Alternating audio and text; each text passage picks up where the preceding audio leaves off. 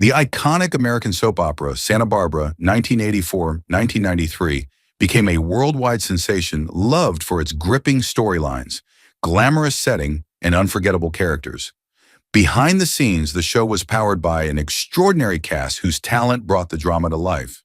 But over the years, several beloved actors have tragically passed away, leaving a void in the hearts of fans everywhere. In this special tribute, we remember these stars, their remarkable performances, their charm, and the unforgettable moments they gave us on screen. Though they are gone, their legacy continues to shine, keeping the spirit of Santa Barbara alive for generations to come. Jed Allan was born on March 1, 1935 in New York City and stepped into the role of the domineering C.C. Capwell in Santa Barbara in 1986 at age 51, instantly shaping the show's power dynamics with a performance that blended icy business ruthlessness and flashes of heartfelt vulnerability. On screen, C.C. was a man who could crush an opponent in the boardroom by morning and console a weeping daughter by night, a manipulative yet oddly magnetic patriarch whose approval every character seemed to crave. Allan's portrayal was so commanding that fans often blurred the line between actor and role, assuming he was just as unyielding in real life. In truth, Allan had endured a modest, emotionally distant childhood. His father openly dismissed acting as a waste of time, and the young Jed grew up hungry for validation, hiding feelings of inadequacy behind charm and discipline. Early in his career, he battled humiliating setbacks, audition rejections, a firing from a soap in the late 1970s after a rumored heated outburst on set, and an almost superstitious fear that his success was temporary. He worked relentlessly, sometimes accepting roles beneath his ability just to remain visible. While publicly professional industry insiders claimed he quietly acted as a mediator on Santa Barbara, stepping into bitter cast disputes, sometimes using leverage to keep certain actors in line, though he never sought credit for these behind-the-scenes interventions. His biggest professional blow came in 1985 when Days of Our Lives wrote out his character abruptly, with official statements citing creative direction. Though whispers suggested the producers wanted fresher, younger faces for their leading men. His marriage to Toby Brown was long and loving, but the strain of long hours and location shooting often left him spending nights alone nursing quiet regrets. By the late 1990s, Allan slowed his career, retreating to Palm Desert, California, where he cultivated a quieter life. On March 9, 2019, he died peacefully at the age of 84 from natural causes. Roscoe was born on November 24, 1950, in Topeka, Kansas, and entered Santa Barbara in 1989, at age 39, electrifying viewers with his portrayal of both Robert Barr, a suave, mysterious mogul, and his cold, calculating twin, Quinn Armitage. His characters were seducers and deceivers, embodiments of charm laced with danger, and Bourne's intense, unpredictable energy made them unforgettable. But the darkness he played on screen mirrored shadows in his own life. Raised in a troubled home, with an alcoholic, explosive father and a mother prone to disappearing for long stretches, Bourne learned early that trust was fragile and love often conditional. His career, though studded with standout roles, was riddled with sudden departures and erratic behavior. Colleagues recalled a notorious rehearsal where a stage slap landed with real force, igniting days of tension.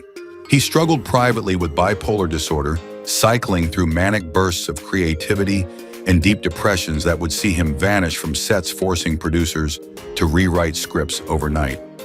Off-set, Bourne faced mounting personal chaos. His marriage to co-star Roberta Weiss ended bitterly amid accusations of manipulation and emotional volatility. His relationship with his daughter fractured to the point of estrangement, and whispers in the industry told of gambling debts, heavy drinking, and late-night binges in dimly lit bars. Yet he was also a gifted musician and activist, penning socially conscious songs that revealed a deeply empathetic side often hidden by his volatility. By the 2010s, financial troubles weighed heavily. Medical bills, legal settlements, and poor investments eroded much of what he'd earned, leaving him with only a modest home and scattered personal assets.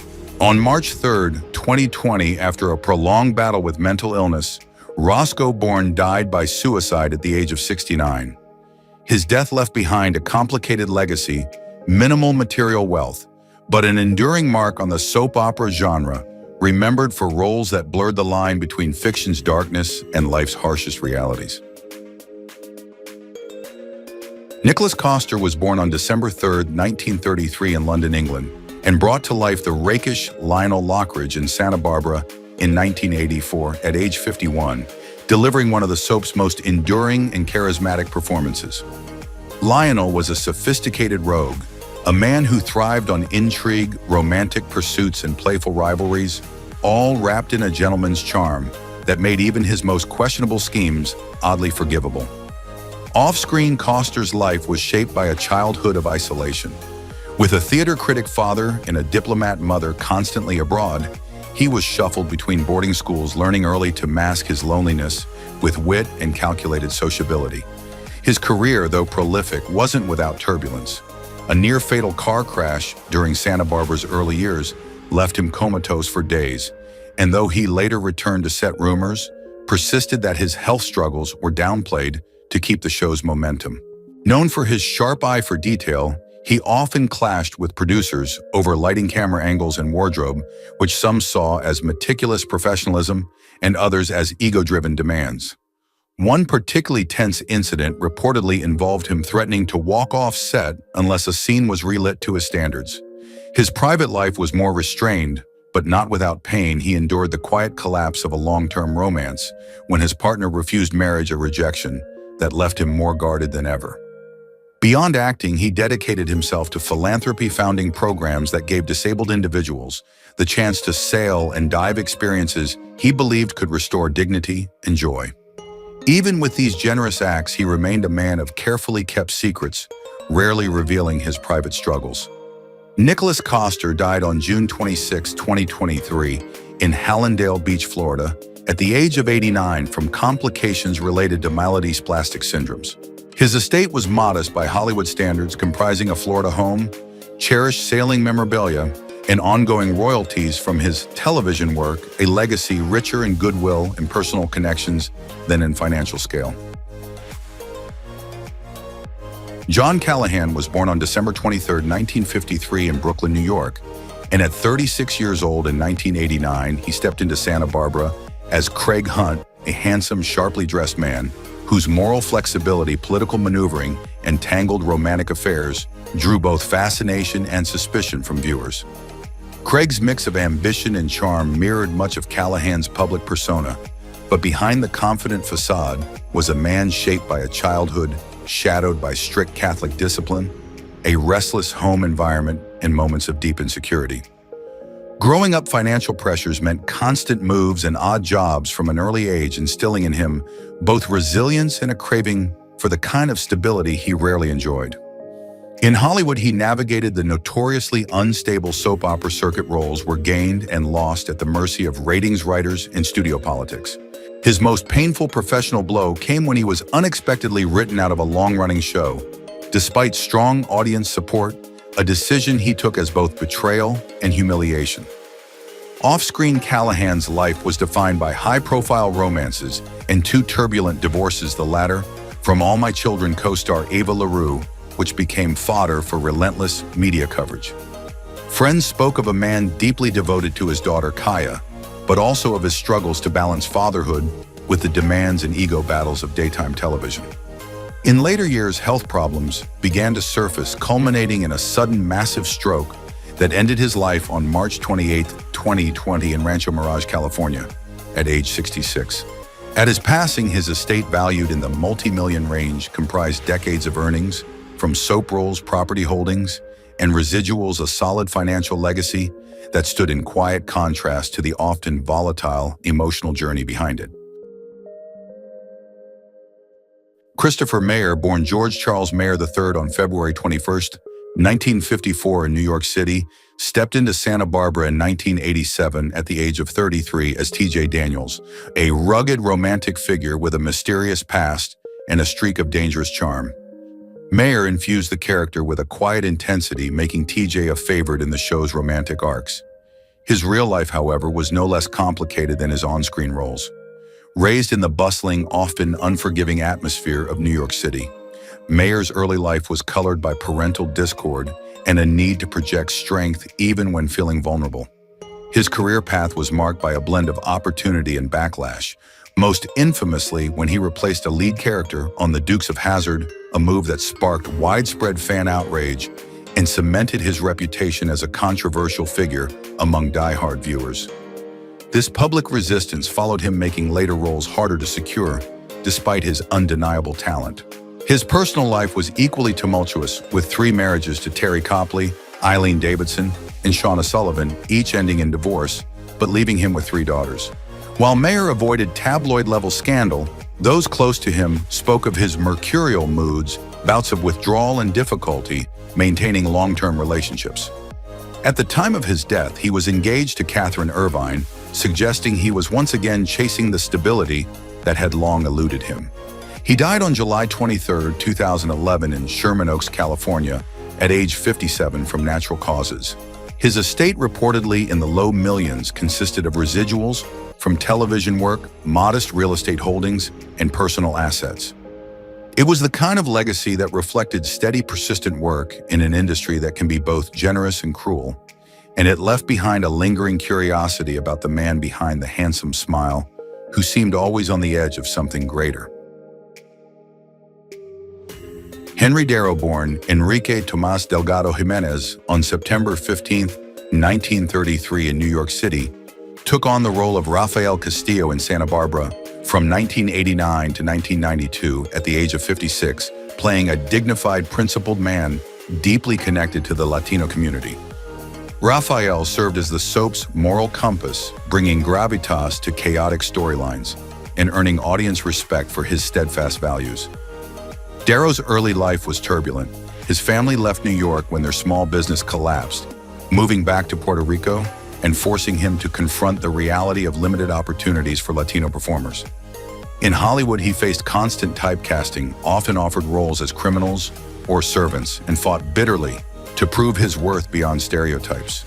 He co-founded the Screen Actors Guild Ethnic Minority Committee to combat systemic bias, but the emotional toll of that advocacy was heavy as he shouldered the responsibility of being a pioneer. While he avoided public scandal, colleagues recalled his simmering frustration with the hypocrisy of an industry that celebrated diversity on stage but resisted it in casting rooms. His marriage to Louise Dupuy lasted over 2 decades before ending in divorce, and his relationship with his 2 children was kept private, perhaps reflecting a deliberate choice to shield them from industry scrutiny. Darrow's biggest career heartbreak was the collapse of several passion projects that never secured funding, leaving him to return repeatedly to safer but less fulfilling roles. Known for his discipline, he was both admired and feared by younger actors for his blunt honesty. He died on March 14, 2021 in Wilmington, North Carolina, at 87 from natural causes. His estate, though never publicly valued, likely consisted of property residuals and personal archives, with a legacy measured more in cultural impact than in dollars, a man who fought for representation long before it became fashionable. Joel Crothers was born January 28, 1941 in Cincinnati, Ohio, and at age 44 joined Santa Barbara in 1985 as Jack Stanfield Lee, a prominent attorney entangled in deceit, mistaken identity, and the shocking twist of a villainous cousin impersonating him. Joel played the role with charisma and precision, yet it was the role he lived off-screen, projecting a polished heterosexual image, while privately navigating a closeted reality that defined much of his life. Born into privilege and educated at Harvard, he carried the weight of family expectations and the pressure to maintain a pristine public persona. From the start of his career, he faced obstacles others never saw: casting directors who hinted at masculinity, concerns, rumors that swirled if he turned down certain roles, and the constant calculation of which personal truths could be revealed. His engagement to fellow soap actress Velika Gray was genuine in companionship, but largely a public shield, hiding relationships he could only pursue in secrecy. Professionally, he was ambitious, but his trajectory was marred by abrupt exits, once leaving a show under creative differences that insiders say stem from tension over erratic attendance and health issues. His most painful career defeat came when producers of a major Broadway revival rescinded an offer after whispers of illness and instability circulated a decision that devastated him. As the AIDS crisis worsened in the 1980s, Joel's weight loss and fatigue were impossible to hide, yet he deflected concern with charm. He was finally diagnosed with AIDS-related lymphoma, and the disease advanced quickly.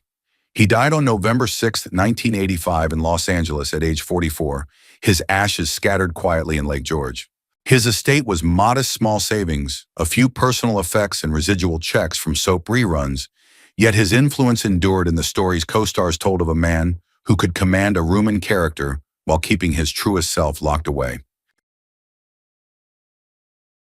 Terry Lester, born April 13, 1950 in Indianapolis, Indiana, joined Santa Barbara in 1989 at the age of 39 as Mason Capwell, a brilliant, sarcastic, and emotionally layered attorney whose inner conflicts resonated strongly with fans.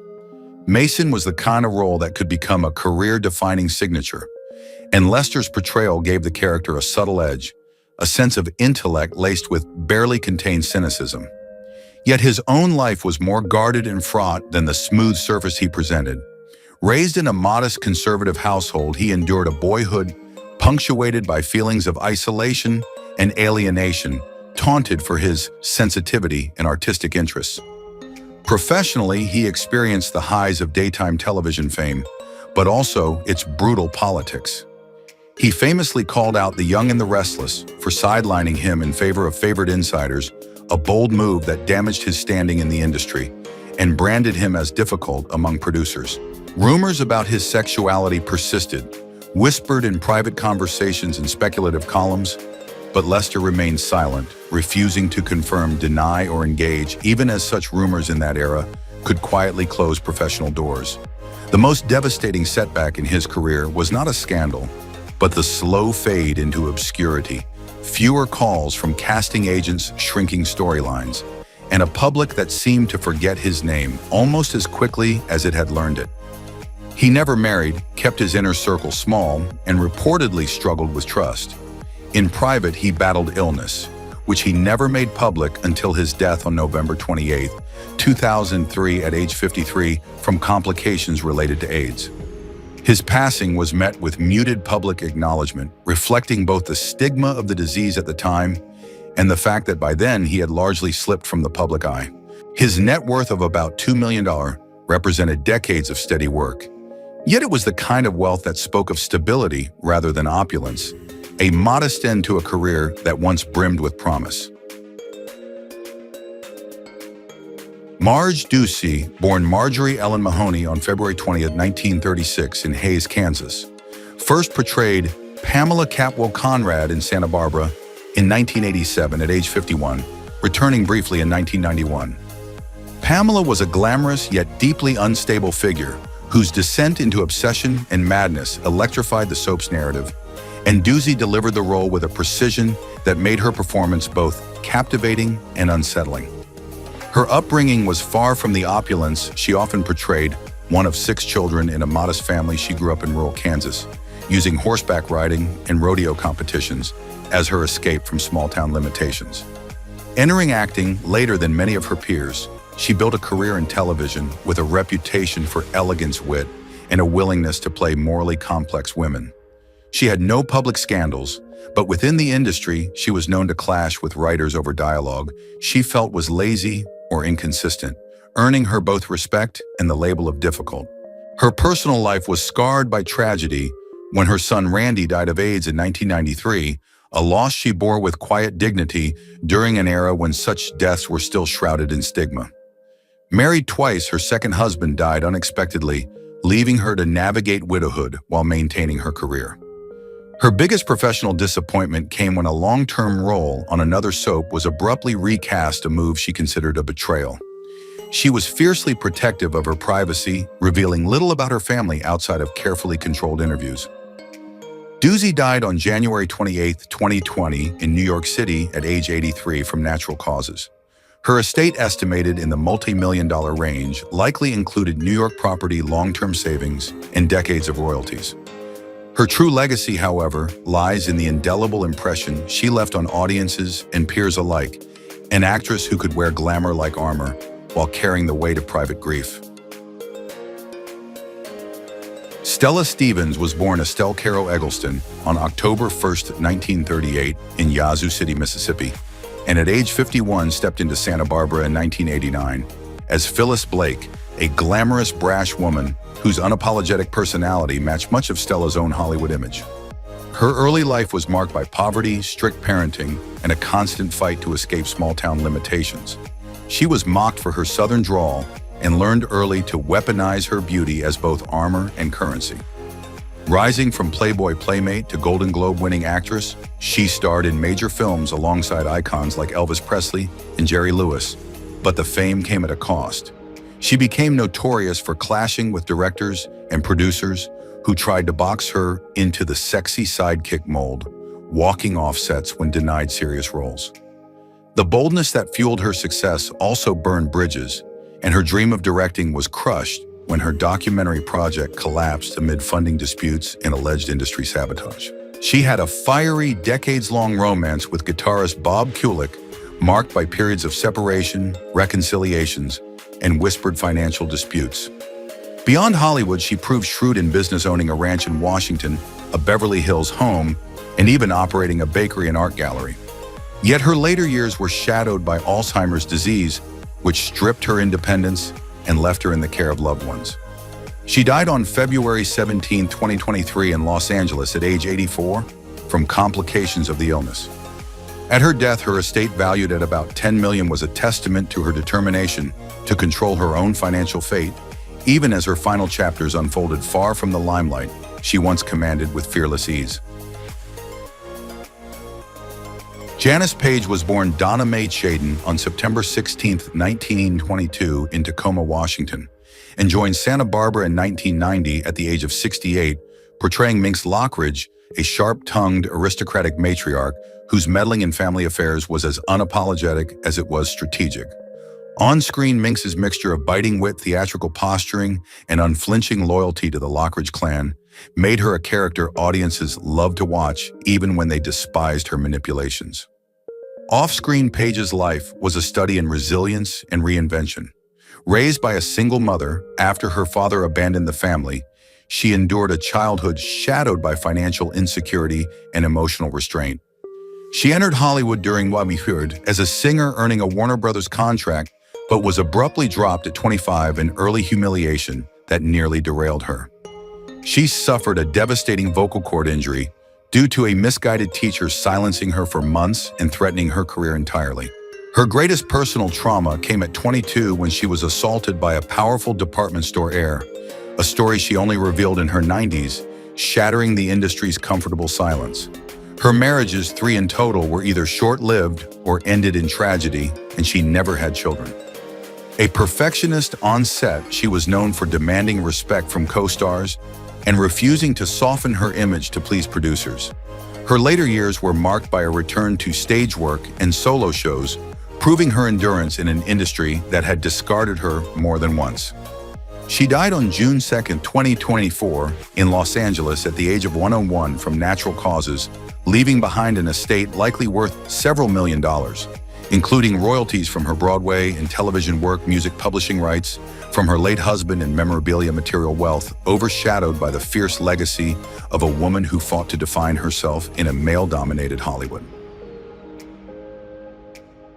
Carmen Zapata was born on July 15, 1927 in New York City and joined Santa Barbara in 1980 at age 58 as Carmen Castillo, a warm and steady presence who offered wisdom amid the show's chaos.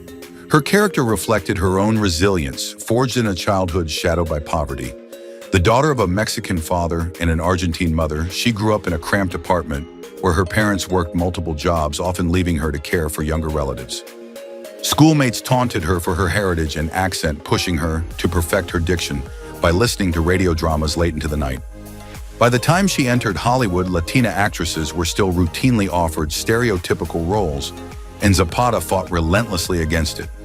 She co-founded the Bilingual Foundation of the Arts to create authentic spaces for Hispanic narratives, and once clashed so fiercely with a studio executive over an offensive script that she nearly lost her job. Off-screen, she was private to the point of secrecy. She never married publicly and guarded her romantic history, though friends hinted at long but ultimately heartbreaking relationships where partners accused her of loving the cause more than them. Her activism was relentless and the personal cost was high. Colleagues noticed the toll in the form of exhaustion, a mild stroke in later years, and periods of seclusion. Yet she refused to slow down, appearing in over 300 screen roles and mentoring young Hispanic performers until her final years. She died on January 5, 2014 in Los Angeles at age 86 from heart disease.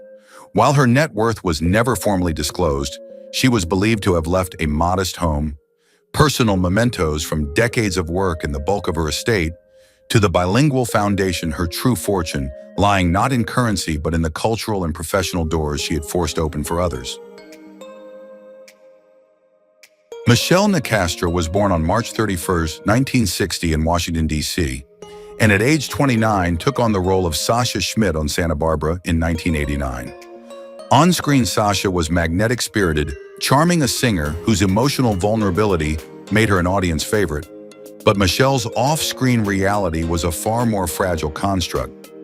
Raised in an affluent but emotionally barren household, she often described feeling like a guest in my own family, her ambitions dismissed by a father obsessed with status, and a mother whose affection came in rare conditional bursts. At school, she endured relentless teasing for her theatrical mannerisms, hiding hurt behind a perfect smile. Her career began promisingly with acclaimed stage work, yet she faced an industry that alternately applauded and punished her ambition. Early in her career, she was abruptly dropped from a Broadway revival after tense arguments with a director over artistic control, a humiliation that quietly haunted her. She developed a reputation for uncompromising perfectionism. Co-stars sometimes whispered about rehearsals, halted mid-scene when she found fault with lighting or accompaniment. Off-screen, her marriage to producer Steve Stark was outwardly stable, but friends confided that career disappointments and her obsessive need for control at home created a tense undercurrent with periods of withdrawal and bouts of sleepless nights. The heaviest blow came when she was diagnosed with both breast and brain cancer, news she kept from the public, performing and recording as long as she could while privately enduring excruciating treatments. She died on November 4, 2010 in Los Angeles at age 50. At the time of her death, she left a modest but carefully managed estate, including a Toluca Lake home, residual income from film and voice work royalties from her albums, and an estimated net worth of about $1.6 million, proof that her drive secured stability even if her most profound battles were fought in silence. Thank you for watching as we reflected on the lives and legacies of the actors from Santa Barbara who are no longer with us. Their humor, charm, and unforgettable performances brought joy to millions and helped shape the show into a classic. While their journeys ended far too soon, their impact lives on through every scene, every laugh, and every memory they've left behind. As we honor their lives, we're reminded of how deeply television can touch our hearts. Join us next time as we look back at more stars who left us too soon, but whose stories continue to shine.